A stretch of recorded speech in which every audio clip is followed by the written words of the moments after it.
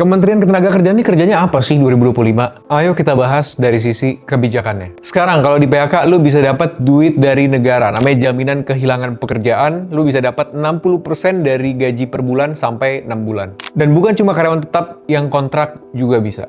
Sekarang kekerasan sama pelecehan di kantor masuk ke kecelakaan kerja yang bisa diklaim di BPJS Tenaga Kerjaan. Kalau ada pekerja yang meninggal, anaknya itu bisa dapat beasiswa dengan lebih mudah sekarang. Dan buat yang pekerja informal, itu dia juga akan dapat namanya uang kematian. Jadi nggak cuma karyawan tetap, freelancer, pedagang UMKM, buruh harian juga bisa dapat. Pemerintah juga kasih subsidi upah untuk yang gajinya kecil, tapi nanti detailnya kita masih menunggu seperti apa detailnya. Kalau menurut gue, dari yang poin-poin tadi itu, kebijakannya sih udah lumayan oke lah ya. 2025 ini kelihatan memberdayakan pekerja. Cuma jangan lupa, banyak yang belum kerja. Nah ini harus dipikirin juga nih, gimana caranya yang nganggur ini terserap. Dan ketika mau kerja, lowongan kerjanya gimana? Manusiawi nggak? Gue masih terima laporan sampai hari ini, setiap hari banyak loker aneh yang absurd banget, yang gila banget lowongannya. Ada yang gaji cuma 1 juta, kerja 12 jam sehari, selama 6 hari dalam seminggu. Pokoknya ngaco-ngaco deh. Berita PHK di mana-mana. Oke, pemerintah kasih subsidi buat yang di PHK, tapi gimana nih penciptaan lapangan kerjanya nih? Mana lokernya mana? Lokernya mana? Pemerintah kan nggak usah ngasih subsidi untuk yang di PHK kalau lokernya ada, dia bisa dapat kerja lagi gitu dong. Nah ini yang masih kurang nih menurut gua. Salah satu saran gua, paksa semua pekerja di Indonesia dan yang mau jadi pekerja bisa bahasa asing. Karena pekerjaan yang pakai bahasa asing itu banyak dan gak ada yang isi. Gajinya tuh sampai berkali-kali lipat dari kerjaan biasa. Karena emang gak ada orang ya, gak banyak orang yang jago bahasa Inggris.